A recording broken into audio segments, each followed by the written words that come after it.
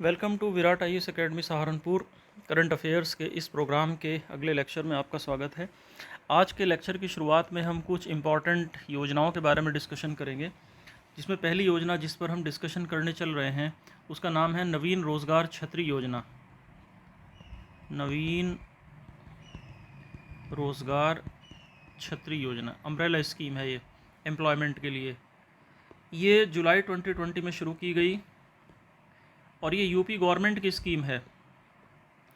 ये scheme UP government ने launch की है। जो शेड्यूल कास्ट कम्युनिटी के गरीब लोग हैं, जो पुअर पर्सनस हैं शेड्यूल कास्ट कम्युनिटी के, उनके ओवरऑल डेवलपमेंट के लिए, उनके कंप्लीट डेवलपमेंट के लिए, सर्वांगीण विकास के लिए इस स्कीम को जुलाई 2020 में शुरू किया गया था, जिसका नाम है नवीन रोज़गार छत्र योजना।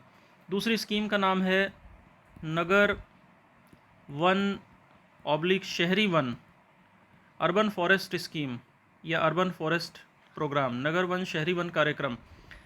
नगर वन शहरी वन कार्यक्रम की शुरुआत जून 2020 में हुई। इसका उद्देश्य है अगले 5 सालों में पूरे देश में 200 अर्बन फॉरेस्ट डेवलप करना, 200 शहरी वन विकसित करना इसका उद्देश्य है। तीसरी स्कीम जिसके बारे में कल हमने विस्तार से पढ़ा था, आत्मनिर्भर भारत अभियान। आत्मनिर्भर भारत अभियान ये मई 2020 में शुरू की गई आत्मनिर्भर भारत स्कीम, और कोविड-19 के ख़िलाफ़ इंडियन इकोनॉमी को मजबूत बनाने के लिए इसको जारी किया गया। नेक्स्ट स्कीम है जिसका नाम है प्रधानमंत्री नवाचार शिक्षण कार्यक्रम ध्रुव। तो ध्रुव नाम से prime minister innovative education program है, जिसकी शुरुआत बेंगलोर से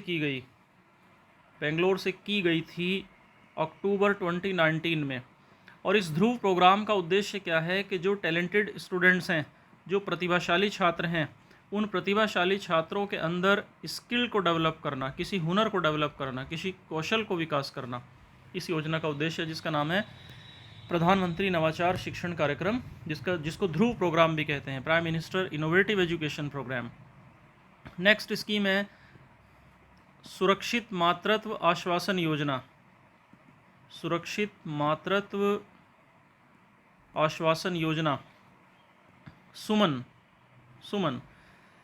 तो एक safe and secure motherhood assurance scheme है सुमन। इस सुमन प्रोग्राम की शुरुआत न्यू दिल्ली से की गई थी और अक्टूबर 2019 में। इसका उद्देश्य है जो अस्पताल में जो माताएं हैं और जो शिशु हैं, उनकी मोर्टेलिटी की रोकथाम के लिए, उनकी मृत्यु की रोकथाम के लिए, और उन्हें एक क्वालिटी मेडिकल सर्विस प्रोवाइड कराने के लिए, गुणवत्तापूर्ण चिकित्सा सुविधा प्रोवाइड करने के लिए सुरक्षित मातृत्व आश्वासन योजना सुमन चलाई जा रही है। नेक्स्ट स्कीम है जिसका नाम है खाद्य सुरक्षा मित्र योजना। खाद्य सुरक्षा मित्र योजना। खाद्य सुरक्षा मित्र योजना अक्टूबर 2019 में शुरू की गई थी न्यू दिल्ली से। जैसे कि नाम से ही पता लग रहा है, फूड सिक्योरिटी एक स्कीम है ये, फूड सिक्योरिटी असिस्टेंस स्कीम। इसमें जो फूड सिक्योरिटी का अरेंजमेंट है, जो खाद्य सुरक्षा व्यवस्था है, उसे मजबूत बनाना, और एक प्रोजेक्ट भारत सरकार का चल रहा है जिसका नाम है ईट राइट, यानी सही भोजन लीजिए, ईट राइट इंडिया। इस अभियान को व्यापक बनाना, हर जगह पहुंचाना, इस खाद्य सुरक्षा मित्र योजना का उद्देश्य है। एक और बहुत इंपॉर्टेंट स्कीम है जिसके बारे में अक्सर सरकार के विभिन्न कंपोनेंट जिसका डिस्कशन करते रहते हैं और मीडिया में भी जिसकी बात आती रहती है, उसका नाम है पीएम किसान सम्मान निधि। इसे एक और नाम से भी जानते हैं, पीएम किसान योजना। देखो, पीएम किसान सम्मान निधि स्कीम की शुरुआत हुई थी 24 फरवरी 2019 को यूपी के गोरखपुर से। इस योजना के तहत जो मार्जिनल फार्मर्स हैं, जो सीमांत किसान हैं, यानी 1 हेक्टेयर से जो छोटे किसान हैं, उन्हें हर साल 6,000 रुपये की एक फ़ाइनेंशियल सहायता मिलेगी। और इन जो 6,000 रुपये होंगे, ये उनके आधार से जुड़े हुए खातों में 4-4 माह के बाद 3 किस्तों में, यानी 2-2 हज़ार रुपये की 3 किस्तें में इनको भेज दिया जाएगा। इस स्कीम का नाम है प्रधानमंत्री किसान सम्मान निधि, इंग्लिश में भी इसको ऐसे ही बोलेंगे। नेक्स्ट स्कीम है जिसका नाम है प्रधानमंत्री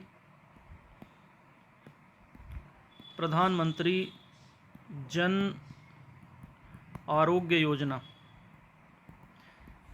या आयुष्मान भारत। काफ़ी फेमस स्कीम है। इस प्रधानमंत्री जन आरोग्य योजना या आयुष्मान भारत स्कीम की शुरुआत की गई थी 23 सितंबर 2019 को रांची झारखंड से इसकी शुरुआत की गई थी। इस योजना के तहत 10.74 करोड़ यानी 10 करोड़ 74 लाख गांव की फैमिली और जो शहरी फैमिली हैं उनको सेकेंडरी और टेरिशरी लेवल की मेडिकल एड के लिए हेल्थ इंश्योरेंस दिया जाएगा। यानी ये स्वास्थ्य के क्षेत्र में बीमा प्रोवाइड करती है स्कीम। तो इसमें 10 करोड़ 74 लाख ग्रामीण और शहरी परिवार, rural and urban families cover होंगी और ये कुल मिलाकर बैठते हैं 50 करोड़ पर्सन्स, 50 करोड़ बंदे कवर हो जाएंगे इस तरीके से। तो इसमें सेकंड लेवल की और थर्ड लेवल की मेडिकल फैसिलिटी के लिए, मेडिकल एड के लिए इंश्योरेंस मिलेगा, जिसमें 5 लाख रुपये तक का ट्रीटमेंट पीड़ित व्यक्ति करा सकता है। और इस स्कीम का नाम है आयुष्मान भारत या प्रधानमंत्री जन आरोग्य योजना। शुरुआत कहाँ से हुई थी? रांची झारखंड से 2019 में। इसी प्रकार नेक्स्ट स्कीम है अटल भाषांतर योजना। अटल भाषांतर योजना 2018 से चल रही है और इसको जो मिनिस्ट्री ऑफ एक्सटर्नल अफेयर्स है, विदेश मंत्रालय, इसने इसको आरंभ किया है। इस योजना के तहत लैंग्वेज के एक्सपर्ट्स को ट्रेनिंग दी जाएगी और हिंदी लैंग्वेज में अरबी, चीनी, फ्रेंच, जैपनीज़ यानी अरेबिक, चाइनीज़ यानी Mandarin, French language, Japanese language, Russian language और स्पेनिश लैंग्वेज यानी इन भाषाओं से हिंदी में ट्रांसलेट कोई कर सके, ऐसे 2 भाषा बोलने वाले लोगों का, जानने वाले विशेषज्ञों का एक ग्रुप तैयार किया जाएगा, एक्सपर्ट्स का ग्रुप तैयार किया जाएगा, जो Arabic, Chinese, French, Japanese, Russian और स्पेनिश लैंग्वेज को हिंदी में कन्वर्ट कर सके। तो मिनिस्ट्री ऑफ एक्सटर्नल अफेयर्स की स्कीम है जिसका नाम है अटल भाषांतर योजना। अगली स्कीम है गंगा ग्राम योजना। गंगा ग्राम योजना की शुरुआत न्यू दिल्ली से हुई थी 2017 में। इस प्रोजेक्ट के तहत गंगा के किनारे जो गांव हैं, 4470 गांव हैं लगभग, इनका ओवरऑल डेवलपमेंट करना। और ये जो डेवलपमेंट होगा ये स्वच्छता आधारित होगा, क्लीनलीनेस बेस्ड इंटीग्रेटेड डेवलपमेंट। यानी इन गाँवों में साफ़ सफाई करके और ओवरऑल डेवलप करना इन गाँवों को जो गंगा नदी के किनारे बसे हैं। तो इस स्कीम का नाम है गंगा ग्राम योजना, जिसकी शुरुआत दिसंबर 2017 में न्यू दिल्ली से की गई थी। नेक्स्ट स्कीम है प्रधानमंत्री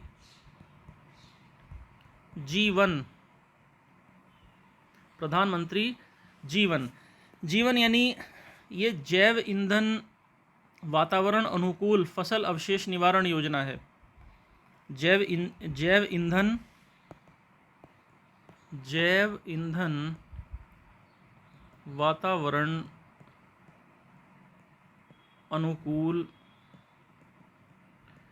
फसल अवशेष निवारण योजना। ये जीवन से शब्द बनता है हिंदी का। इस प्रधानमंत्री जीवन योजना की शुरुआत cabinet committee on economic affairs यानी आर्थिक मामलों की जो मंत्रिमंडलीय समिति है, इसने 2019 को इसे एक्सेप्ट किया था। इस योजना के तहत कमर्शियल लेवल पर जो 12 प्रोजेक्ट चल रहे हैं और उनको क्या होगा कि जो एथेनॉल बेस्ड जो प्रोजेक्ट हैं, एथेनॉल आप जानते हैं कि पेट्रोल में मिलाया जाता है और भारत सरकार की योजना है कि जो बायोफ्यूल्स हैं उनको पेट्रोल में अगर हम 10% मिलाएंगे तो हम बिलियंस ऑफ डॉलर्स बचा सकते हैं। तो एथेनॉल का जो प्रोजेक्ट है उसको सपोर्ट करना है ताकि ज़्यादा से ज़्यादा किसान एथेनॉल की फसलें उगाएं, एथेनॉल देश में बने, तो उसको फाइनेंशियल असिस्टेंस दी जाएगी एथेनॉल के प्रोजेक्ट्स को। तो एथेनॉल को बढ़ावा देने की स्कीम है जिसका नाम है प्रधानमंत्री जीवन योजना। नेक्स्ट स्कीम है प्रधानमंत्री किसान पेंशन योजना। प्रधानमंत्री किसान पेंशन योजना 2019 को इसको यूनियन कैबिनेट ने मंजूर कर लिया था। एक तो ये पेंशन योजना है किसानों के लिए, इसमें जो शामिल होने की उम्र है वो 18 से 40 साल के किसान शामिल हो सकते हैं। क्या होगा इसमें, जब 60 साल की उम्र हो जाएगी तो उसके बाद 3,000 रुपये की मिनिमम उन्हें पेंशन पर मंथ मिलेगी। और इस योजना में जो किसान हैं जो एलिजिबल हैं, पेंशन फंड में जितना पैसा वो जमा करेंगे उतना ही सेंट्रल गवर्नमेंट जमा करेगी। तो किसानों की पेंशन की एक स्कीम है जिसका नाम है पीएम किसान पेंशन योजना। नेक्स्ट स्कीम है समर्थ योजना, समर्थ स्कीम भी 2017 से चल रही है। Cabinet committee on economic affairs यानी आर्थिक मामलों की मंत्रिमंडलीय समिति द्वारा इसको स्वीकार कर लिया गया है। इसमें जो कपड़ा सेक्टर है, जो टेक्सटाइल सेक्टर है इंडिया का, उसके 10 लाख लोगों को ट्रेनिंग दी जाएगी ताकि वो अपनी रोज़ी रोटी के बेहतर ऑप्शंस ले सकें। तो इसलिए इस स्कीम का नाम है समर्थ योजना। तो कपड़ा सेक्टर के, टेक्सटाइल सेक्टर के 10 लाख लोगों को कपड़े से रिलेटेड ही ट्रेनिंग दी जाएगी ताकि जो कपड़ा बना सकते हैं फिर वो रेडीमेड बनाकर बेचें। तो इस तरीके से उनको ट्रेन किया जाएगा ताकि रोज़गार में और उनकी जो उनकी इनकम्स है उसमें सपोर्ट हो पाए। तो इस स्कीम का नाम है समर्थ योजना। नेक्स्ट इंपॉर्टेंट स्कीम है संकल्प योजना। संकल्प में एस से बनता है स्किल्स, ए से बनता है acquisition, then skills acquisition and knowledge, awareness for livelihood promotion, एक स्कीम है संकल्प। इसी प्रकार की दूसरी स्कीम है जिसका नाम है स्ट्राइव की फुल फॉर्म बनती है skill strengthening for industrial value enhancement. तो संकल्प और स्ट्राइव ये दो स्कीम्स हैं, 2017 से चल रही हैं। इसमें क्या है, इसमें ये देखो दोनों स्कीम्स जो हैं ये वर्ल्ड बैंक से सपोर्ट से चल रही हैं, वर्ल्ड बैंक की सपोर्टेड स्कीम है। इसमें मार्केट की नीड के मुताबिक स्किल डेवलपमेंट करना है, यानी लोगों को ऐसी ट्रेनिंग्स देनी है जिसकी कंपनीज़ में, कॉरपोरेट सेक्टर में डिमांड है। तो इन स्कीम्स का नाम है संकल्प और स्ट्राइव। नेक्स्ट स्कीम है स्टैंड अप इंडिया, पुरानी स्कीम है, आपने नाम सुना ही होगा। स्टैंड अप इंडिया की शुरुआत हुई थी 5 अप्रैल 2016 को। देखो कई बार क्या है कि जो पीसीएस जैसे जो एग्ज़ाम है स्टेट लेवल के, उनमें फैक्चुअल बहुत ज़्यादा पूछ लेता है। जैसे यही पूछ लेगा कि स्टैंड अप इंडिया की शुरुआत कब हुई, तो 5 अप्रैल 2016 को। फिर पूछ लेगा कहाँ से हुई, तो इसकी शुरुआत हुई नोएडा, यूपी से, नोएडा उत्तर प्रदेश से। इसमें देखो स्टैंड अप इंडिया में क्या है, इसमें जो एससी कम्युनिटी, एसटी कम्युनिटी और जो वीमेन एंटरप्रेन्योर्स हैं, वीमेन एंटरप्रेन्योर्स यानी जो उद्यमी हैं, महिला उद्यमी, उन्हें इंस्टीट्यूशनल क्रेडिट देना, इंस्टीट्यूशनल यानी उन्हें उधारी देना बैंकों के माध्यम से। और इसमें जो फंड मैनेजमेंट करेगा वो करेगा सिडबी, लखनऊ में इसका हेड ऑफिस है, small industrial development bank of India का। तो सिडबी जो है फंड मैनेज करेगा और वो फंड किसे दिया जाएगा, SC ST OBC, SC ST और महिला, ओबीसी नहीं, एससी एसटी और महिला उद्यमियों को, जो वीमेन एंटरप्रेन्योर्स हैं, उनको ये पैसा दिया जाएगा उधार के तौर पर। नेक्स्ट स्कीम है स्टार्टअप इंडिया। स्टार्टअप इंडिया की शुरुआत हुई 16 जनवरी 2016 को। और स्टार्टअप इंडिया स्कीम इसलिए शुरू की गई ताकि जो इनोवेशन है उस इनोवेशन को बढ़ावा दिया जा सके कारोबार में। देखिए इनोवेशन एक बहुत ज़रूरी चीज़ है। इनोवेशन यानी किसी चीज़ को नए क्लेवर में पेश करना, किसी वस्तु को नए तरीके से बनाना, मार्केटिंग में कुछ नयापन लाना या कारोबार में कुछ नयापन लाना। तो अर्थात नवोन्मेष को बढ़ावा देना, नवोन्मेष यानी इनोवेटिव करना कुछ, तो इस स्कीम का नाम है स्टार्टअप इंडिया। नेक्स्ट है, कल भी जिसका चर्चा हुआ था, e NAM, national agricultural market, electronic national agricultural market. अप्रैल 2016 से ये स्कीम, ये योजना, या ये कह लीजिए कि इस प्रोजेक्ट की शुरुआत हुई थी। और जो फ़िलहाल किसान कृषि मंडियां हैं, एपीएमसी जो मंडियां हैं, एग्रीकल्चर प्रोड्यूस मार्केट जो कमेटीज़ हैं, इन मंडियों को इंटीग्रेट करके, एकीकृत करके, और एग्रीकल्चर के जितना आइटम है उनके लिए एक इंटीग्रेटेड नेशनल मार्केट बनाना, यानी इलेक्ट्रॉनिक तरीके से किसान अपना सामान कहीं भी बेच सके इलेक्ट्रॉनिक तरीके से। स्कीम का नाम है ई नैम। नेक्स्ट स्कीम है प्राइम मिनिस्टर मुद्रा योजना। मुद्रा काफ़ी ज़्यादा चर्चा में रही है मुद्रा स्कीम। मुद्रा स्कीम की शुरुआत 2015 से हुई है, और मुद्रा स्कीम में जो माइक्रो फाइनेंस इंस्टीट्यूशंस हैं उनको फाइनेंशियल एड देने के लिए 3 ग्रुप्स में डिवाइड किया गया है। यानी इसमें जो स्मॉल इंडस्ट्रीज़ हैं उन्हें मदद दी जाती है, और 3 तरह के लोन दिए जाते हैं इसमें। एक तो दिए जाते हैं इसमें शिशु उद्योगों के लिए, शिशु ऋण, शिशु उद्योगों के लिए। इसमें जो कर्ज दिया जाएगा वो 50,000 रुपये तक का कर्ज दिया जाता है, जिसे शिशु ऋण कहते हैं। दूसरा, किशोर ऋण दिए जाते हैं किशोर उद्योगों के लिए, 50,000 से 5 लाख तक।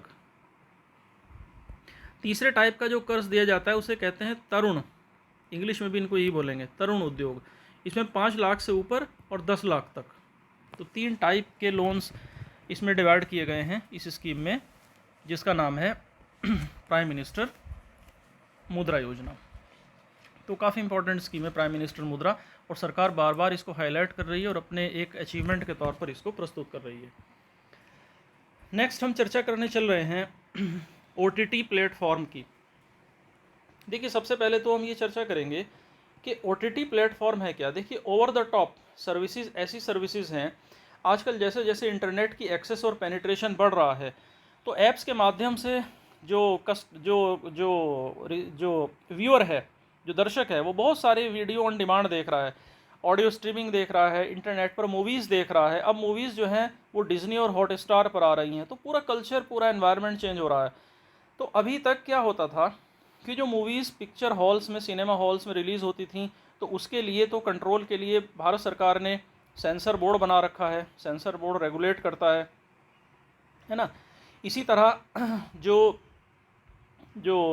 मीडिया है, मीडिया के कंट्रोल करने के लिए भी कई सारे रेगुलेटरी प्लेटफॉर्म बने हुए हैं। लेकिन OTT प्लेटफॉर्म जो बिल्कुल लेटेस्ट प्लेटफॉर्म है, डिज्नी, हॉटस्टार जैसा जो एक प्लेटफॉर्म है, इस पर सरकार का कोई कंट्रोल नहीं था।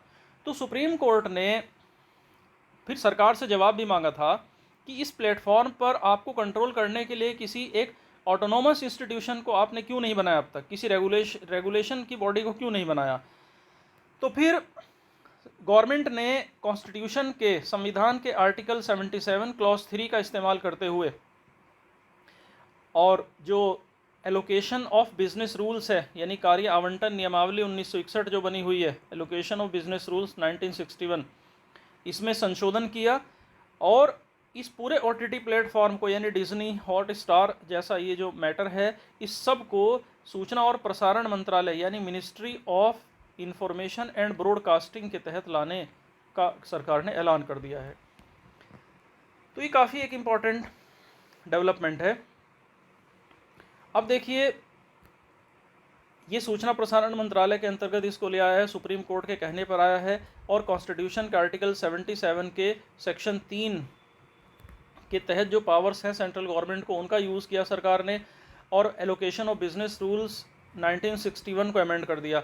ओवर द टॉप सर्विसेज क्या हैं? ओवर द टॉप सर्विसेज जिस पर इंटरनेट के माध्यम से जो व्यूअर्स है वो डिफरेंट जो सर्विसेज हैं उनको रिसीव करता है, जैसे video on demand, audio streaming वगैरह वगैरह।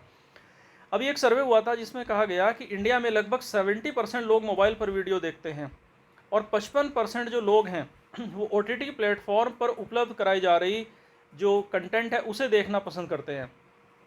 31% लोग वेब सीरीज़ देखते हैं, 30% लोग स्पोर्ट्स देखते हैं, 18% लोग टीवी सीरियल्स देखते हैं, और 2019 के लास्ट तक 17 करोड़ लोग ओटीटी प्लेटफॉर्म का प्रयोग कर रहे थे, और इस समय 2021 है। ये डेटा 2019 का ही अभी रिलीज़ हुआ है।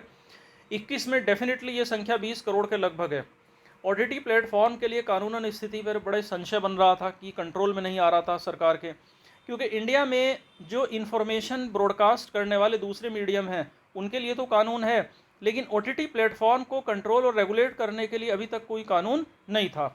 जैसे हम जानते हैं कि जो प्रेस काउंसिल ऑफ इंडिया है ये अखबारों को कंट्रोल करता है, प्रिंट मीडिया और मैगजीन्स को, जबकि जो न्यूज़ ब्रॉडकास्टर्स एसोसिएशन है ये टीवी चैनल्स को कंट्रोल करता है, न्यूज़ चैनल को। और जो सेंसर बोर्ड है, जिसे central board of film certification कहते हैं, ये फिल्मों को कंट्रोल करता है। तो इसी तरह टीवी चैनलों पर जो रिलीज़ होने वाले जो प्रोग्राम्स और जो एडवर्टीजमेंट हैं वो केबल टीवी नेटवर्क का कानून है 1995, उसके तहत वो कंट्रोल होते हैं। तो अब ओटीटी प्लेटफॉर्म भी कंट्रोल होगा, और ये ministry of information and broadcasting के तहत आ गया है। देखो, इन सारे तथ्यों को, फैक्ट को आप याद रखिएगा कि प्रिंट मीडिया को कौन कंट्रोल कर रहा है, न्यूज़ चैनल को कौन कंट्रोल रेगुलेट करता है ना, फिल्मों को कौन रेगुलेट करता है, केबल टीवी पर जो ये एडवर्टीजमेंट्स आते हैं, प्रोग्राम्स आते हैं, ये केबल टीवी नेटवर्क एक्ट 1950 से 1995 से रेगुलेट होते हैं। तो ये सारे फैक्ट आप याद रखेंगे। नेक्स्ट इशू है भारत में डेटा के प्रोटेक्शन का। देखो, ऑक्सफोर्ड यूनिवर्सिटी ने अपने डेफिनेशन में बताया कि डेटा क्या है। डेटा एक फैक्ट होता है, कोई भी इंफॉर्मेशन का फैक्ट होता है। और ये चर्चा में क्यों रहा? क्योंकि अभी आपने देखा होगा जब इंडिया, लद्दाख में इंडिया और चाइना की आर्मी के बीच फेस ऑफ की स्थिति बन गई थी, काफ़ी तनाव बन गया था, तो काफ़ी सारी चाइनीज़ ऐप्स को गवर्नमेंट ऑफ इंडिया ने बैन कर दिया था। और जिस कानून के तहत इंडियन गवर्नमेंट ने उन चाइनीज़ ऐप्स को बैन किया था, उस कानून का नाम है आईटी एक्ट। आईटी एक्ट का सेक्शन 69 का इस्तेमाल किया था गवर्नमेंट ऑफ इंडिया ने। तो और ये कहा था कि डेटा का प्रोटेक्शन देश हित के लिए ज़रूरी है। तो तब ये डेटा और डेटा प्रोटेक्शन है, ये चर्चा में आया था, और आईटी एक्ट भी आया था। आईटी एक्ट देखो इंडिया में सन 2000 में बना, और आईटी एक्ट की अलग अलग धाराएं हैं, जैसे धारा 66, धारा 69, धारा 56। तो धारा 69 के, सेक्शन 69 के तहत इन 118 चाइनीज़ ऐप्स को बैन किया गया है। सोलर एनर्जी की हम बात करेंगे। देखिए, सोलर एनर्जी में इंडिया के पास भरपूर पोटेंशियल है, और इंटरनेशनल सोलर अलायंस का भी इंडिया एक इम्पॉर्टेंट पार्ट है। 2020 में इसी सिलसिले में प्रधानमंत्री ने मध्य प्रदेश के रीवा सिटी में 750 मेगावाट की एक रीवा सोलर प्रोजेक्ट को डेडिकेट किया, जिसमें सोलर एनर्जी से पावर जनरेट होगी, और ये 750 मेगावाट का एक बहुत बड़ा प्लान है। दुनिया में ऐसा कहा जाता है कि जो ये रिन्यूएबल सोर्सेज हैं इनका लगातार कंट्रीब्यूशन बढ़ रहा है, और जो रिन्यूएबल सोर्सेज हैं उसमें इंडिया में जो विंड एनर्जी है, विंड एनर्जी की 2018 की तुलना में आज 8% ज़्यादा पावर जनरेट इंडिया कर पा रहा है। ये तो 750 मेगावाट का रीवा में बना, लेकिन विंड एनर्जी यानी बड़े बड़े जो फ़ैन हैं उनको लगा करके बिजली को जनरेट करना, तो 6 लाख मेगावाट इंडिया उससे प्रोड्यूस कर पा रहा है, जनरेट कर पा रहा है, और ये बढ़ता जा रहा है, अभी 8% ज़्यादा है। इसी प्रकार की एक और रिपोर्ट है, एक मिनिस्ट्री का नाम सरकार ने बदल दिया है, जिसे पहले जहाज़रानी मंत्रालय कहते थे, मिनिस्ट्री ऑफ शिपिंग, अब इसका नाम कर दिया है पत्तन, पोत परिवहन और जलमार्ग मंत्रालय। इंग्लिश में इसे बोलेंगे ministry of ports, shipping and waterways.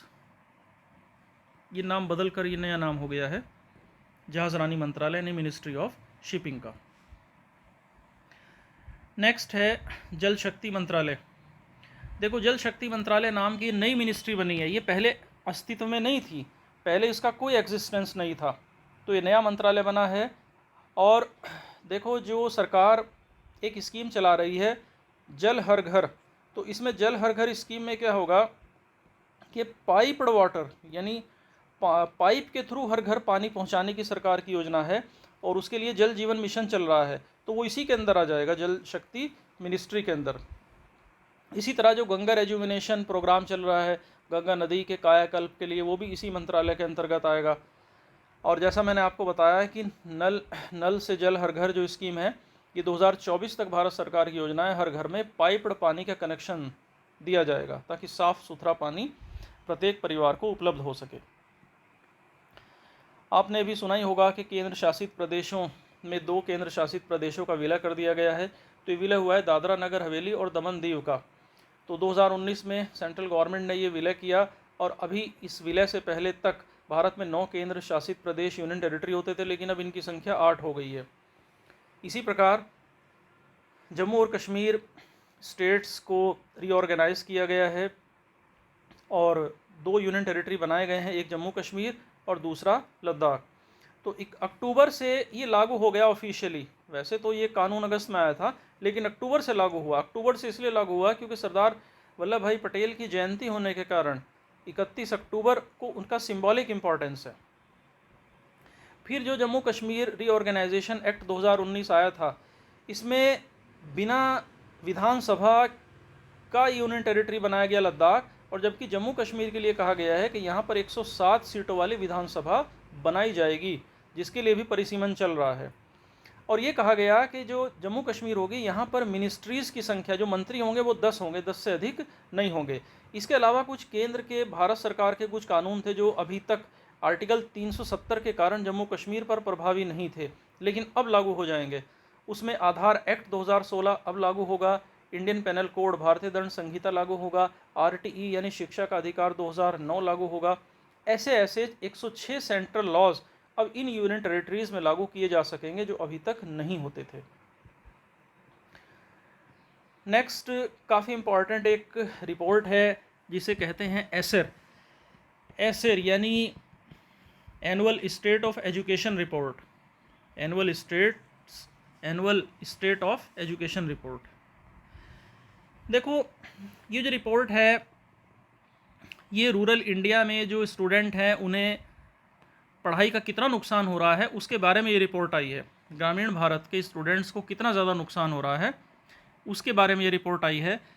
और इसके बारे में जो सर्वे किया गया वो टेलीफोनिक तक किया गया, फ़ोन करके सर्वे किया गया, पेंडेमिक की वजह से सर्वे हुआ है। पिछले 15 सालों से ये रिपोर्ट आती रही है और ये सर्वे करता रहा है 15 सालों से एक एनजीओ, एक नॉन गवर्नमेंट ऑर्गेनाइजेशन है जो सर्वे करता है, और उस एनजीओ का नाम है प्रथम। तो प्रथम नाम का एनजीओ इसको पिछले 15 सालों से इस सर्वे को करता है।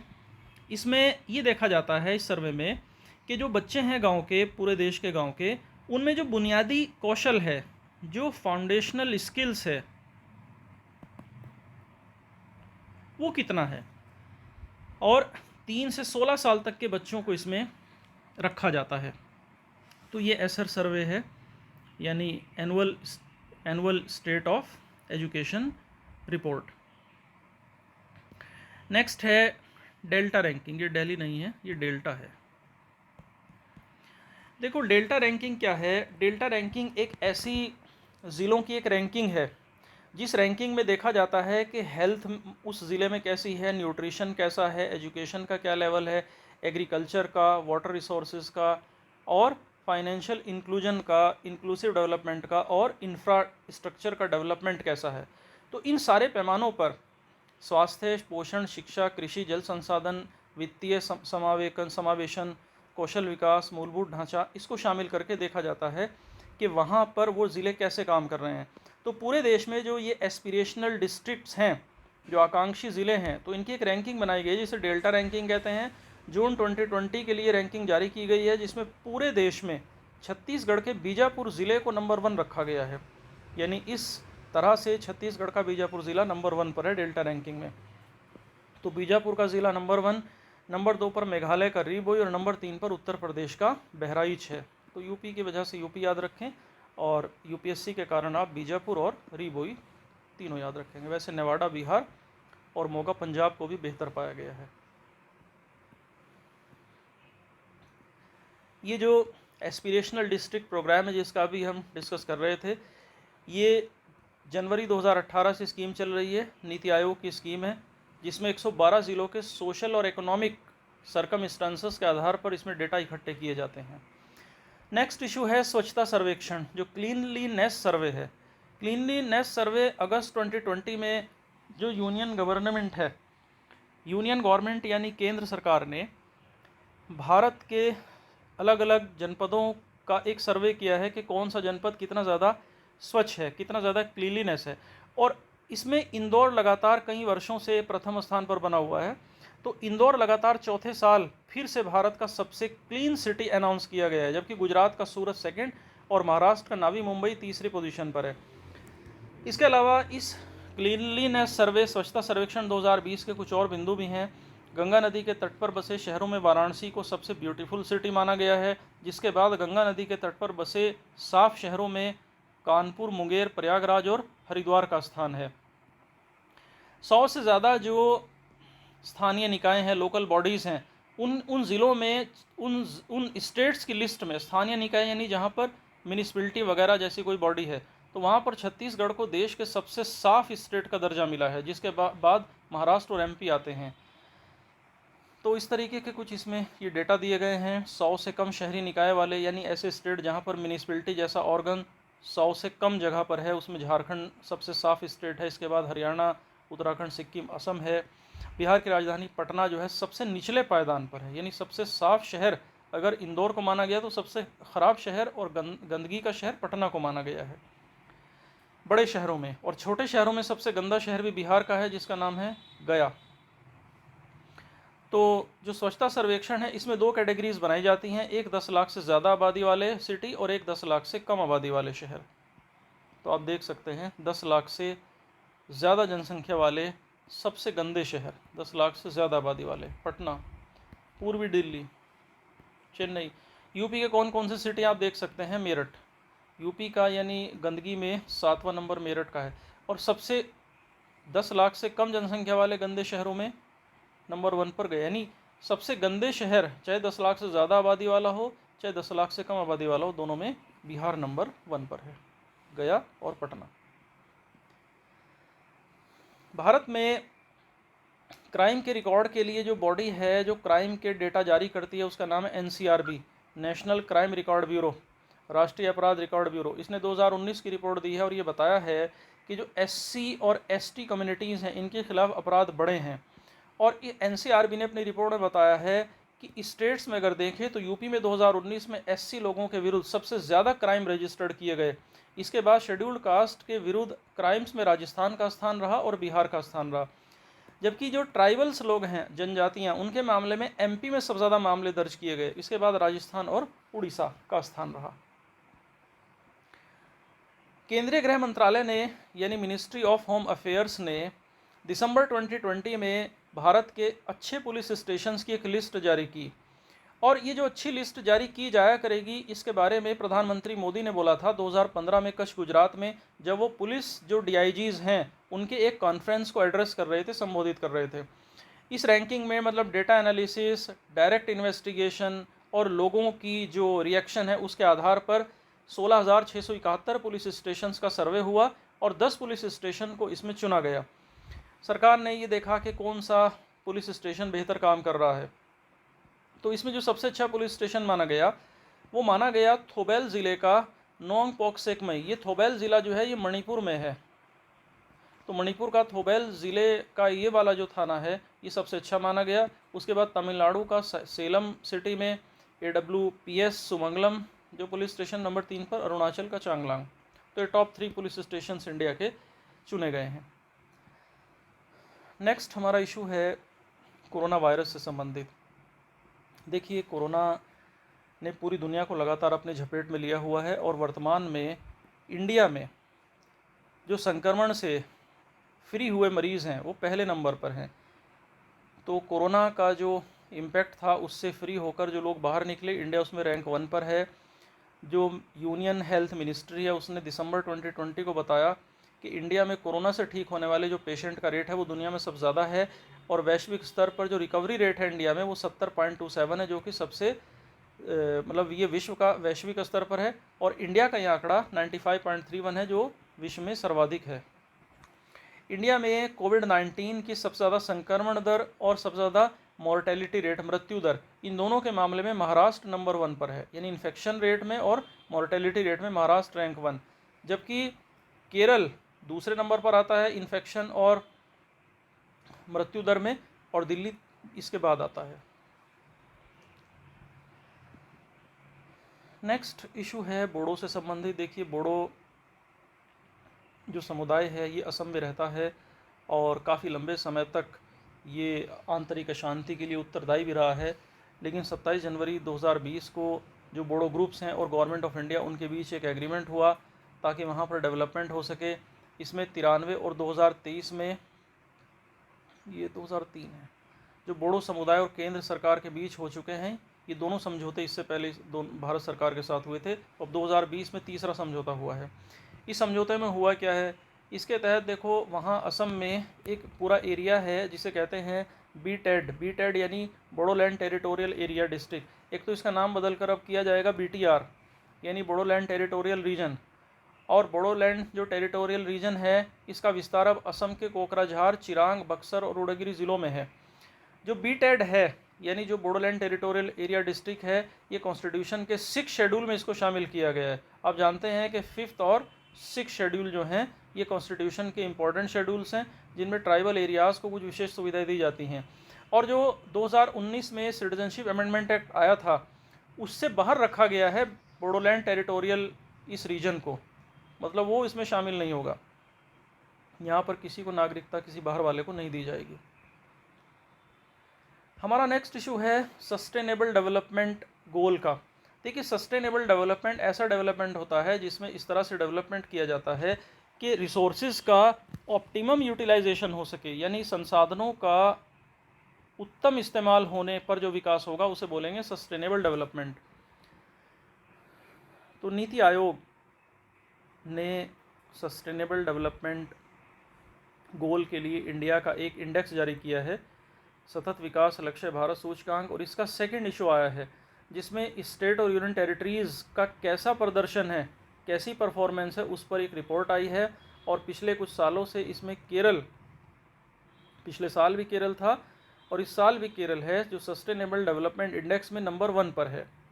तो यहाँ आप देख सकते हैं स्टेट वाइज रैंकिंग का टेबल बनाकर समझाया गया है। 2018 में केरल, तमिलनाडु कलेक्टिवली रैंक 1 पर थे, इस बार केरल रैंक 1 पर है और हिमाचल रैंक 2 पर है। 18 में केरल और हिमाचल कलेक्टिवली 1 थे, 19 में केरल 1, हिमाचल 2, आंध्रा, तमिलनाडु कलेक्टिवली नंबर 3 पर है। जो SDG गोल्स हैं इसमें यूपी ने पहले से बेहतर किया है, पहले उतना बेहतर नहीं था, तो 2018 के कंपैरिजन में काफ़ी बेहतर किया है और यूपी को अब 63 मार्क्स मिले हैं, पहले 40 मार्क्स मिले थे यूपी को सस्टेनेबल डेवलपमेंट में। हमारा नेक्स्ट इशू है जो एजुकेशनल इंस्टीट्यूशंस हैं उनमें एक रैंकिंग दी गई है कि कौन सा इंस्टीट्यूशन कितना बेहतर है। तो देश के जो टॉप 10 यूनिवर्सिटीज़ हैं उसमें IISc, Indian institute of sciences Bangalore, जो टाटा ग्रुप ने इस्टेब्लिश किया था काफ़ी पहले, तो इसे नंबर 1 पर रखा गया। नंबर 2 पर जिस यूनिवर्सिटी को जगह मिली है वो है JNU, नंबर 3 पर BHU वाराणसी। तो ये टॉप 3 यूनिवर्सिटीज़ हैं, इसके अलावा बाकी आप देख सकते हैं लिस्ट में। तो ये इंस्टीट्यूशनल रैंकिंग है। नेक्स्ट है मिशन सागर। देखिए कोविड-19 जब से चला है तो कोविड-19 में इंडिया के जो पड़ोसी देश हैं, जहाँ समुद्र लगता है उन पड़ोसी देशों के साथ, जैसे श्रीलंका है, जैसे बांग्लादेश है, तो उन्हें सहायता देने के लिए मिशन शुरू किया गया जिसका नाम है मिशन सागर। तो इंडिया के पड़ोसी देशों को कोविड-19 के आलोक में मदद करने के लिए इस मिशन को शुरू किया गया। और ये मिशन शुरू किया भारत सरकार ने अपने एक विशाल शिप जिसका नाम है INS केसरी, उससे शुरू किया और इसमें मेडिकल एड दी गई और बहुत सारे फूड आइटम्स दिए गए। 600 टन खाद्य पदार्थ विकसित किए गए, खाने पीने के सामान दिए गए अपने पड़ोसी देशों को। तो इस प्रोजेक्ट का, इस मिशन का नाम है मिशन सागर। नेक्स्ट है ऑपरेशन समुद्र सेतु। देखिए समुद्र सेतु मतलब समुद्र से कुछ रिलेटेड होगा ऐसा पता लग रहा है। ऑपरेशन समुद्र सेतु का मतलब है कि जो इंडियन सिटीज़न विदेशों में गए हुए हैं उन्हें भारत वापस लाया जाए। ये प्रोग्राम चलाया गया, इंडियन नेवी ने इस प्रोग्राम को चलाया और उनको थ्रू शिप भारतीय नौसेना समुद्री मार्ग से देश वापस लेकर आई। 55 दिन तक ये प्रोग्राम चला जिसका नाम था ऑपरेशन समुद्र सेतु। नेक्स्ट, आप जानते हैं कि पार्लियामेंट की नई बिल्डिंग बनाई जा रही है क्योंकि वर्तमान पार्लियामेंट 100 वर्ष से अधिक पुरानी हो चुकी है। तो अब इसको एक म्यूज़ियम में बदल दिया जाएगा, जबकि दिल्ली में ही एक नई इमारत बनेगी, नया सेक्रेटरीट बनेगा, नई संसद बनेगी। और इस पूरे प्रोजेक्ट का नाम रखा गया सेंट्रल विस्टा रीडेवलपमेंट। तो सेंट्रल विस्टा प्रोजेक्ट काफ़ी विवादों में भी रहा, क्योंकि कुछ पर्यावरण समूहों ने भारत सरकार पर यह आरोप लगाया कि इससे तो बहुत सारे पेड़ काटे जाएंगे, पर्यावरण को बहुत बड़ा खतरा हो जाएगा। और ये कहकर उन पर्यावरण समूहों ने, एनवायरमेंटल ग्रुप्स ने सुप्रीम कोर्ट में याचिका दायर कर दी, और सुप्रीम कोर्ट ने बाद में उन याचिकाओं को खारिज करते हुए सरकार के पक्ष में निर्णय दिया और सेंट्रल विस्टा के डेवलपमेंट का मार्ग साफ किया। तो अब क्या होगा, अब नई संसद का और बाकी केंद्र के जो सरकारी दफ्तर हैं उनका निर्माण किया जाएगा। ये 20,000 करोड़ का एक प्रोजेक्ट है जो नई इमारत बनेगी। जो नई संसद बनेगी वो ट्रायंगुलर शेप की बनेगी, कुछ इस तरीके से नई संसद बनेगी। नया सेंट्रल सेक्रेटरीट बनेगा, जो राजपथ है 26 जनवरी वाला वो भी चेंज हो जाएगा। नॉर्थ ब्लॉक और जो साउथ ब्लॉक हैं जो ब्रिटिशर्स ने बनाए थे, इनको म्यूज़ियम में बदल दिया जाएगा। जो Indira Gandhi national centre of arts है उसको भी चेंज किया जा रहा है। तो जैसा मैंने आपको बताया, ये 20,000 करोड़ रुपए का ये टोटल प्रोजेक्ट है। आगे चलते हैं। आगे एक छोटा सा डेटा है, बस ऐसे ही डेटा डाल दिया है, कई बार मतलब इम्पोर्टेंट बन जाता है कि इंडिया के सिटीज़न, क्योंकि अभी जैसे कोविड-19 के आलोक में सभी देशों के नागरिक एक दूसरे के यहाँ फंसे रहे, तो काफ़ी चर्चा हो गई कि कौन से देश के कितने नागरिक हैं। तो इंडिया के नागरिक देख लेते हैं कहाँ कहाँ कितने हैं। तो सब ज़्यादा तो देखिए भारत के नागरिक नेपाल में हैं, 4 मिलियन के लगभग हैं, 14.7% हैं। इसी तरह सऊदी अरब में भी अच्छी खासी संख्या है, 13.2% है। यूएई में भी, यूएई में परसेंटेज देखें तो काफ़ी ज़्यादा है, बहुत ज़्यादा है, 27.1% है। यूएई की तो अपनी आबादी बहुत कम है, बाकी वहाँ प्रवासी ही हैं, विदेशी लोग ही ज़्यादा है। इसी तरह यूएसए में इतने लोग हैं, 0.13। नेक्स्ट, 2020 के सेंट्रल बजट में जो हॉर्टिकल्चर वाले किसान हैं, यानी सब्ज़ी और फल उगाने वाले किसान, उनके लिए एक रेल का अनाउंसमेंट किया गया था जिसका नाम रखा गया था किसान रेल। किसान रेल इसलिए चलाई गई हॉर्टिकल्चर की फील्ड में, सब्ज़ी और फलों में, क्योंकि ये दोनों पेरिशेबल आइटम हैं। पेरिशेबल यानी जल्दी जो ख़राब हो जाते हैं। तो जल्दी ख़राब होने वाले जो आइटम होते हैं, तो उसकी वजह से किसान अपने सामान को दूसरे लंबे स्टेट्स में दूरी पर भेज नहीं पाता, जबकि वहाँ अच्छे दाम मिल सकते हैं। तो इसलिए ये एक किसान रेल लाई गई है और ये चलाई भी गई है। ये किसान रेल कहाँ चलाई गई है?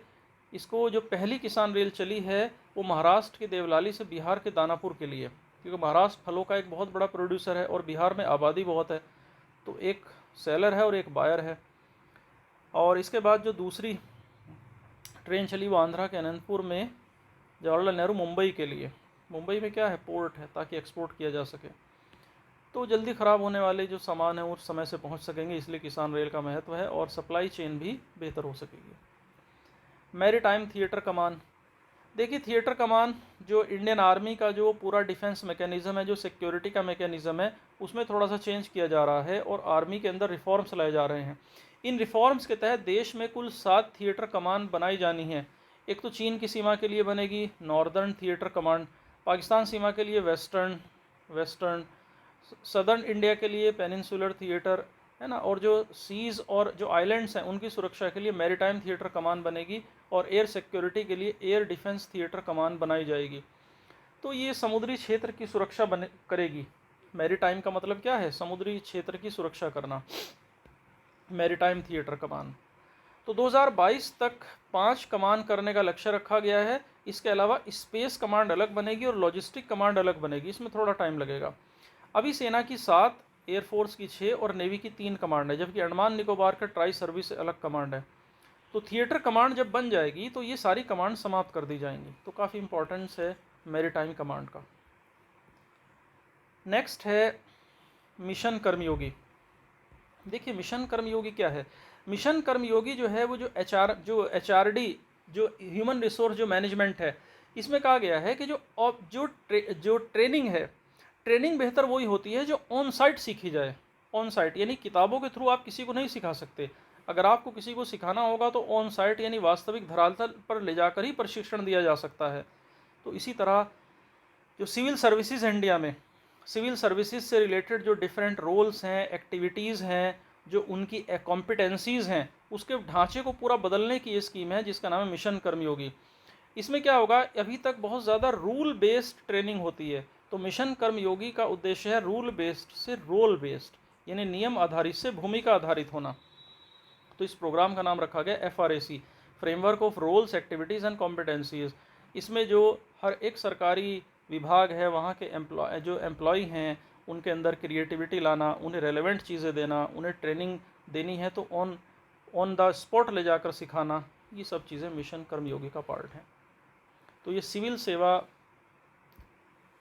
जो सिविल सर्विसेज है उसकी क्षमता के विकास के लिए एक नई नेशनल इंफ्रास्ट्रक्चर है, ये सिविल सेवा की कॉम्पिटेंसी को बढ़ाने के लिए। नेक्स्ट है एक ऑनलाइन पोर्टल लॉन्च किया है यूनियन डिफेंस मिनिस्टर ने, जिसका नाम है सृजन।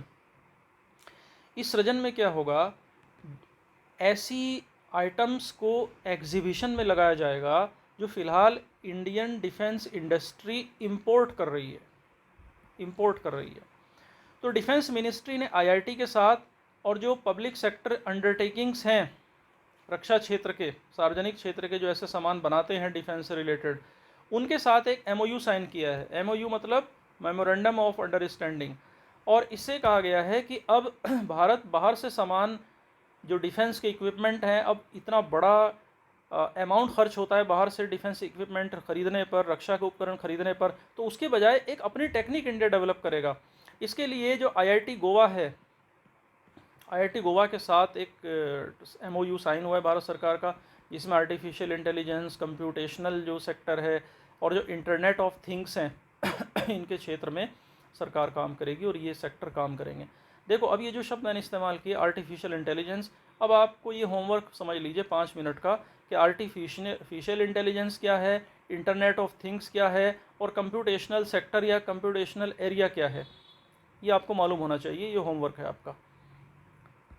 नेक्स्ट है, भारत में क्योंकि तेलंगाना बना दिया गया था, एक नया स्टेट बनाया गया था और आंध्रा को अलग कर दिया गया था, तो तेलंगाना की कैपिटल तो बन गई थी हैदराबाद, लेकिन आंध्रा की अब नई कैपिटल कौन बनेगी, इसके लिए एक कमेटी बनाई थी वहाँ की सरकार ने, जिसके चेयरमैन थे श्री GN राव। तो GN राव ने बनाया था कि 3 कैपिटल होनी चाहिए आंध्रा की। तो उन्होंने कहा था कि आंध्रा की नई राजधानी अमरावती सिटी तो बन ही रहा है, तो इसके अलावा इस कमेटी ने कहा था कि अमरावती जो बनेगी ये लेजिस्लेटिव कैपिटल बनेगी, जबकि विशाखापट्टनम बनेगा एग्जीक्यूटिव कैपिटल और कुरनूल ज़िला जो है ये बनेगा जुडिशियल कैपिटल। तो 3 कैपिटल का फार्मूला दिया GN राव कमेटी ने। नेक्स्ट है ब्रू शरणार्थी समझौता। देखो ब्रू जो है इन्हें रियंग भी कहा जाता है, रियंग। ये ज़्यादातर त्रिपुरा में रहते हैं। मिज़ोरम में भी आ गए थे, लेकिन मिज़ोरम में इनको ये कहकर टारगेट किया गया कि यहाँ के मूल निवासी नहीं हैं, काफ़ी अत्याचार हुआ और फिर 37,000 ब्रू लोगों को भागना पड़ा मिज़ोरम से क्योंकि यहाँ पर नस्लीय टकराव हुए, एथनिक क्लैश हुए और त्रिपुरा के रिलीफ कैंपों में, शरणार्थी कैंपों में इनको जगह लेनी पड़ी। जून 2018 में ब्रू कैंपों के जो नेता थे इनके साथ एक समझौता हुआ ताकि इनको मिज़ोरम में लाया जा सके, लेकिन इन्होंने, जो रहने वाले लोग थे कैंप में, शरणार्थी शिविरों में, इन्होंने ये कहकर रिजेक्ट कर दिया कि इस मिज़ोरम में हमारी सुरक्षा की गारंटी नहीं लेता ये समझौता। तो अब क्या हुआ है देखिए, अब लेटेस्ट डेवलपमेंट ये हुआ है कि अब गृह मंत्रालय ने एक समझौता हुआ है ब्रू शरणार्थियों के साथ, मिज़ोरम की सरकार, त्रिपुरा की सरकार और केंद्र सरकार और जो ब्रू समुदाय के जो प्रतिनिधि हैं। तो ये एक क्वाड्रिलेटरल एक एग्रीमेंट हुआ है, चतुर्पक्षीय। इसके मुताबिक ये 34,000 ब्रू रेफ्यूजीज़ हैं, इन्हें त्रिपुरा में बसाया जाएगा और सीधे गवर्नमेंट के स्ट्रक्चर से जोड़कर इन्हें राशन, ट्रांसपोर्टेशन, एजुकेशन, ये सारी सुविधाएं दी जाएंगी और रिहेबिलिटेशन यानी पुनर्वास में भी इनको सहायता दी जाएगी। भारत सरकार क्या करेगी, हर फैमिली को 4 लाख रुपए की एक मुश्त फाइनेंशियल एड देगी। 5,000 रुपये हर माह हर परिवार को 2 साल तक मिलेंगे और 1.5 लाख रुपए घर बनाने के लिए मिलेंगे। 2 साल तक मुफ्त राशन मिलेगा और ब्रू कम्युनिटी को त्रिपुरा की जो वोटर लिस्ट है वहाँ पर ट्राइबल स्टेटस मिलेगा और जो ब्रू शरणार्थी मिज़ोरम में बस गए हैं उन्हें त्रिपुरा वापस आने का विकल्प नहीं दिया जाएगा, वो मिज़ोरम में रह सकते हैं। तो ये सारा समझौता है, काफ़ी अच्छा समझौता किया गया है। नेक्स्ट है स्पाईवेयर पेगासस। देखो स्पाईवेयर क्या होता है, ये एक वायरस होता है। कई बार आपने देखा होगा कि आपके मोबाइल में एक लिंक आता है और उस पर कुछ लिखा रहता है कि you can win 50 lakh rupees, 50 lakh rupees, just click on this link. और जैसे ही आप क्लिक करते हैं तो क्लिक करते ही आपका पूरा का पूरा मोबाइल हैक हो जाता है। तो कई बार ये बहुत ही खतरनाक ये मेलवेयर, स्पाईवेयर है। कई बार तो ये बिना क्लिक करे ही आपके फ़ोन को कब्जे में कर लेता है। आप इसको लिंक पर क्लिक करने की ज़रूरत भी नहीं पड़ती। और एक बार अगर ये पेगासस जो वायरस है आपके मोबाइल में अगर ये इंस्टॉल हो गया तो पूरे के पूरे फ़ोन पर इसका कब्जा हो जाता है और इसे भेजने वाला आपकी सारी डिटेल, यूज़र की सारी डिटेल उसके पास जाती रहती हैं, चली जाती हैं। और ऐसे भी स्पाईवेयर आ गए हैं जिनको अब अनइंस्टॉल भी नहीं किया जा सकता। तो इसको बोला गया है स्पाईवेयर पेगासस। नेक्स्ट, स्कूली शिक्षा के लिए एक ऑनलाइन जंक्शन है जिसका नाम है शगुन। शगुन जो है, जो यूनियन एचआरडी मिनिस्टर हैं Ramesh Pokhriyal Nishank, union HRD ministry का नाम अब होगा शिक्षा मंत्रालय। शिक्षा मंत्रालय। तो 2019 को इन्होंने दिल्ली में इसका शुभारंभ किया। इसके माध्यम से होगा क्या कि जो स्कूली शिक्षा है और जो साक्षरता विभाग है, यानी इस शिक्षा की सारी गतिविधियां एक पोर्टल पर आ जाएंगी, एक जगह आ जाएंगी जिसका नाम है शगुन। तो इसीलिए इसका नाम रखा गया जंक्शन। जैसे जंक्शन पर सारी ट्रेन से एक जगह आ जाती हैं, उसी तरह सारी एजुकेशनल इन्फॉर्मेशन एक ही स्थान पर आ जाएगी और वो स्थान होगा, वो पोर्टल होगा शगुन। नेक्स्ट है लोकपाल। देखिए, लोकपाल अब यथार्थ बन गया है और लोकपाल का अब एक लोगो और एक मोटो दोनों एक्सेप्ट कर लिए गए हैं। लोकपाल का लोगो जिन व्यक्ति ने बनाया है वो प्रयागराज के रहने वाले हैं और उन्हीं के डिज़ाइन को बेस्ट डिज़ाइन चुना भी गया है। तो प्रशांत मिश्र हैं जिनके डिज़ाइन को बेस्ट डिज़ाइन चुना गया है। इसके अलावा लोकपाल का जो मोटो है, जो इसका आदर्श वाक्य है, वो आदर्श वाक्य भी चुन लिया गया। उस आदर्श वाक्य का नाम है माँ गृधा कस्या विधानम, कस्या विधानम, ये मोटो होगा इसका। इसका मतलब है don't be greedy for any one's wealth, किसी दूसरे की संपत्ति के लिए लालची मत बनो। यह आदर्श वाक्य है लोकपाल का। तो ये जो आदर्श वाक्य है, ये जिस उपनिषद से लिया गया, उस उपनिषद का नाम है ईशावास्य उपनिषद। वहाँ से ये मोटो यानी आदर्श वाक्य चुना गया है। तो जैसा मैंने आपको बताया, इसका अर्थ है किसी के भी धन के प्रति लालची नहीं होना। तो लोकपाल का जो लोगो है, इसको किसने डिज़ाइन किया है? प्रशांत मिश्र। कहाँ के रहने वाले हैं? प्रयागराज के। जबकि इसका जो मोटो है वो कहाँ से लिया गया है? ईशावास्य उपनिषद से। नेक्स्ट है, देखिए, असम की जो कैबिनेट है उसने कहा है कि 2021 के बाद जिन दंपतियों के 2 से अधिक संतानें होंगी उन्हें कोई सरकारी नौकरी नहीं दी जाएगी। और ये भी कहा गया, अच्छा अगर ऐसा हो जाए, मान लीजिए जिस समय नौकरी लगी उस समय 1 संतान थी और नौकरी लगने के बाद 4 संतानें हो गई, तो क्या होगा? तो इसको ये कब बोला है कैबिनेट ने कि नौकरी के अंत तक इस बात को ध्यान में रखा जाएगा कि बच्चों की संख्या 2 से अधिक ना हो। यदि 2 से अधिक होगी तो फिर नौकरी से बीच में भी हटाया जा सकता है। इंडिया का पहला ट्रांसजेंडर यूनिवर्सिटी यूपी के कुशीनगर में खोला जा रहा है और इसको जो बनाएगा वो अखिल भारतीय किन्नर शिक्षा सेवा ट्रस्ट बना रहा है। इसको अखिल भारतीय किन्नर शिक्षा सेवा ट्रस्ट यानी all India transgender education service trust, all India transgender education service trust, अखिल भारतीय किन्नर शिक्षा सेवा ट्रस्ट, ये पहला ट्रांसजेंडर यूनिवर्सिटी बन रही है यूपी में। और यूपी के किस जगह पर? कुशीनगर में। देखो, कुशीनगर में एक इंटरनेशनल एयरपोर्ट भी बन रहा है यूपी में। एक जेवर में बन रहा है, नोएडा बुलंदशहर के बीच में, और एक कुशीनगर में भी बन रहा है। तो यहाँ पीएचडी तक की सुविधा भी मिलेगी ट्रांसजेंडर्स को। नेक्स्ट है, इंडियन रेलवे ने रेलवे सिक्योरिटी के लिए एक अनमैन्ड एक यूएवी की शुरुआत की है जिसका नाम है निंजा। और ऐसा कहा गया है कि जिस काम को 10-12 पुलिसमैन करेंगे, आरपीएफ के जवान करेंगे, उसे अकेले एक निंजा कर देगा। ये ड्रोन कैमरा है जो उड़कर के सिक्योरिटी देखेगा, सेफ्टी देखेगा, और कहीं भी कोई गलत कोई एक्टिविटी दिखेगी तो इन्फॉर्म करेगा। राफेल, जिसके ऊपर काफ़ी ज़्यादा पॉलिटिक्स भी खेली गई, जुलाई 2020 में अंत में वो राफेल भारत सरकार को मिल गया है, एयरफोर्स को, और फ्रांस से इसको अम्बाला एयरबेस पर तैनात किया गया है। टोटल 36 राफेल जो फाइटर जेट हैं ये भारत सरकार को मिले हैं, और राफेल बनाने वाली फ्रांस की कंपनी का नाम है डसॉल्ट एविएशन। तो जो डसॉल्ट एविएशन फ्रांस की कंपनी है, ये इंडियन एयरफोर्स के पायलट्स को और जो दूसरे असिस्टेंट हैं उन्हें पूरी ट्रेनिंग भी देगी, ये भी तय हुआ है इसमें। सस्टेनेबल डेवलपमेंट के बारे में हमने पढ़ा था। अभी सस्टेनेबल डेवलपमेंट रिपोर्ट आई है, ग्लोबल वैश्विक रिपोर्ट, जिसे कैम्ब्रिज यूनिवर्सिटी ने जारी किया है, कैम्ब्रिज यूनिवर्सिटी ने। और विगत वर्षों की तरह इसमें टॉप प्लेस पर डेनमार्क, स्वीडन को जगह दी गई है। स्वीडन को नंबर 2 पर डेनमार्क, नंबर 3 पर फिनलैंड। तीनों देश स्कैंडिनेवियन देश हैं। इंडिया का इसमें 117वां स्थान है और इंडिया का स्कोर बन रहा है 61.92।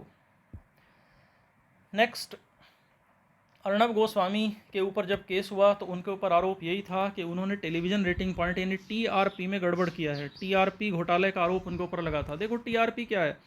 टीआरपी क्या होता है कि किसी एक स्पेशल टाइम के दौरान कोई बंदा, कोई दर्शक कितने चैनल ये प्रोग्राम देख रहा है, उसका एक रिपोर्ट होती है। उससे पता लग जाता है कि कौन सा प्रोग्राम कितना देखा जा रहा है।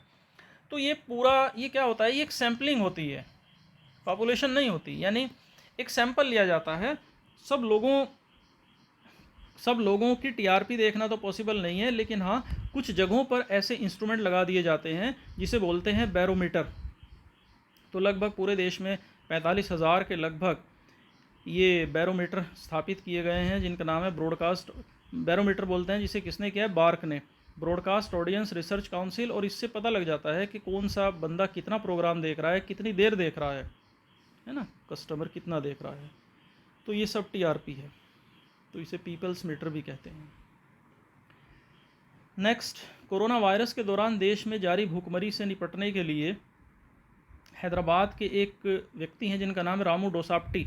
रामू डोसाप्टी ने एक ऐसा एटीएम बनाया है जो राइस उगलता है, यानी चावल, और 24 घंटे चलता है। कोई भी गरीब आए और बेसहारा व्यक्ति है और अपनी ज़रूरत का राशन कभी भी यहाँ से आकर ले जाए। इसका नाम है राइस एटीएम। तो राइस एटीएम कहाँ है, हैदराबाद में। किसने लगाया, रामू डोसाप्टी ने।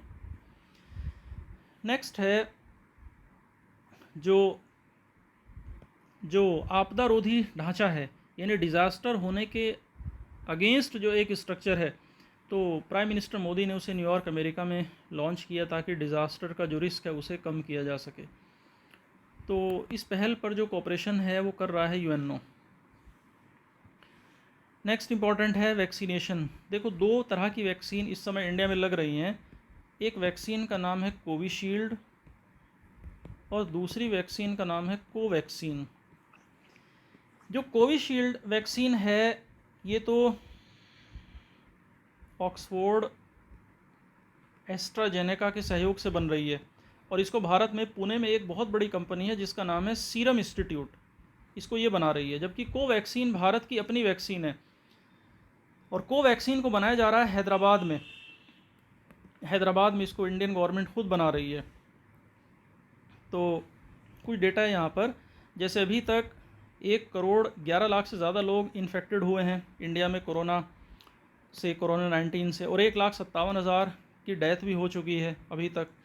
फिर नेक्स्ट इंपॉर्टेंट डेट ये है कि जो 130 करोड़ लोग हैं इंडिया के, उनके वैक्सीनेशन का काम इंडिया में 16 जनवरी 2021 से शुरू हुआ है। देखिए डेट बहुत इंपॉर्टेंट है, स्पेशली प्रोविंशियल सिविल सर्विसेज के लिए, क्योंकि यहाँ पर डेट पूछने का बड़ा चलन है। तो इंडिया में ऐसा माना जा रहा है कि दुनिया का सबसे बड़ा वैक्सीनेशन प्रोग्राम है, विश्व का सबसे बड़ा टीकाकरण प्रोग्राम है। और पहले दौर में लगाया गया है हेल्थ वर्कर्स को, डॉक्टर्स, नर्सेज को। उसके बाद ये लगाया गया है जो फ्रंट लेवल पर काम करने वाले लोग हैं, जैसे पुलिसमैन हैं।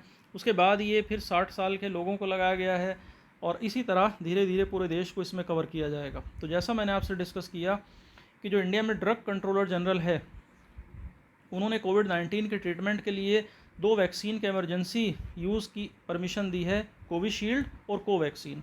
तो कोविशील्ड ऑक्सफोर्ड और एस्ट्राजेनेका का संस्करण है, और कोवैक्सीन पूरी तरह भारत की अपनी वैक्सीन है, यानी स्वदेशी वैक्सीन है। तो स्वदेशी वैक्सीन कौन सी है? कोवैक्सीन। कोविशील्ड को कौन बना रहा है? Serum institute of India. कहाँ किया? ये पुणे बेस्ड है।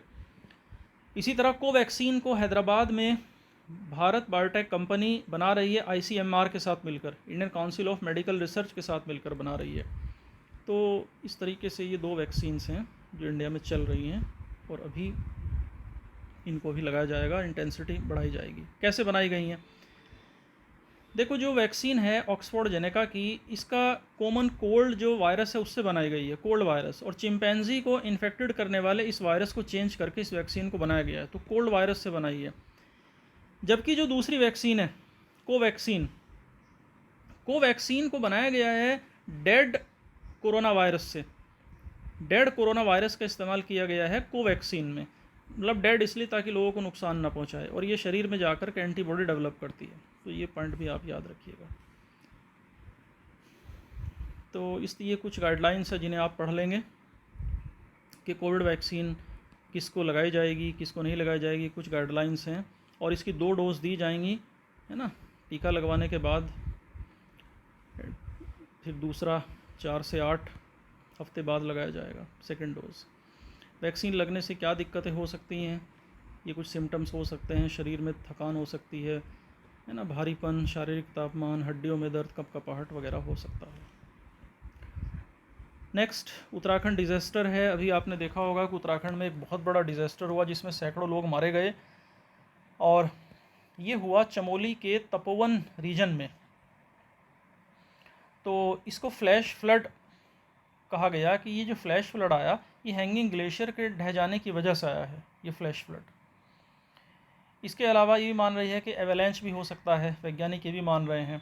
अब ये घटना घटी कहाँ? जो ऋषि गंगा है, ऋषि गंगा नदी जो है, उसके ग्लेशियर, नंदा देवी के ग्लेशियर का एक हिस्सा टूटने से ये घटना घटी है। ऋषि गंगा में एक बिजली का बहुत बड़ा प्रोजेक्ट बन रहा है, और नंदा देवी जो पर्वत है ये चमोली में है, इसके नज़दीक ये ऋषि गंगा नदी है जो धौली गंगा से मिल जाती है। अच्छा, फ्लैश फ्लड क्या है? फ्लैश फ्लड यानी बारिश के दौरान अचानक से वाटर लेवल बढ़ जाना, फ्लैश फ्लड कहलाता है। नेक्स्ट है लाल किले और कैपिटल हिल पर अटैक। देखो, लाल किले पर आप जानते हैं कि किसान आंदोलनकारी जैसे जैसे अपना प्रदर्शन कर रहे थे, और 15 अगस्त को उन्होंने कहा था कि हम लाल किले तक मार्च करेंगे, संसद तक मार्च करेंगे, तो वो काफ़ी चर्चा में रहा।